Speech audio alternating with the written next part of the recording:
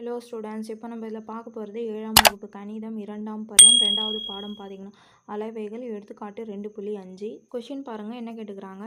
ஒரு டிராக்டர் வண்டி சக்கரத்தின் ஆரம் 77 சென்டிமீட்டர் எனில் அது 33 முறை சுற்றும்போது கடக்கும் தொலைவை காண.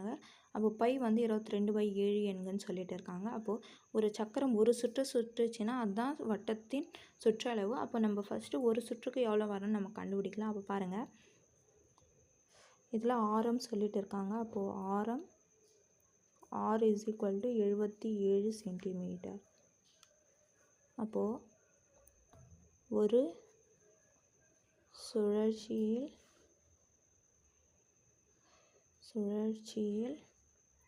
கடக்கும்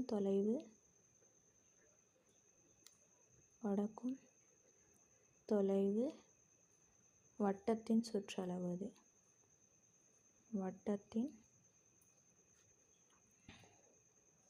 சுற்றளவு. அப்போ இதுக்கு ஃபார்முலா என்னது? 2πr அலகுகள். அப்போது 2 பெருக்கல் பைக்கு பதிலாக 22/7 பெருக்கல் 6 77. அப்போது 1 7 7 11 7 77. இப்போது 2 பெருக்கல் 22 பெருக்கல் 11. இப்போ பாருங்கள், 2 11 22 22ஓட 22 நீங்கள் பெருக்குனிங்கன்னா 484. எதில் சொல்லியிருக்காங்க? சென்டிமீட்டர். அதனால் இது சென்டிமீட்டரில் வரும். அப்போது ஒரு சுற்றுக்கு 484. அப்போது அவங்க 33 சுற்றுக்கு கேட்டிருந்தாங்க. அப்போது therefore ஒரு சுற்றில் கடக்கும் தொலைவு 484 சென்டிமீட்டர்.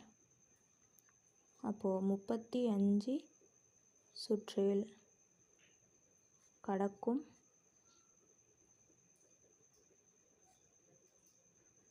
தொலைவு 35 பெருக்கல் 484. அப்போ 35ஓட இது பெருக்குனிங்கன்னா 16,940 சென்டிமீட்டர்.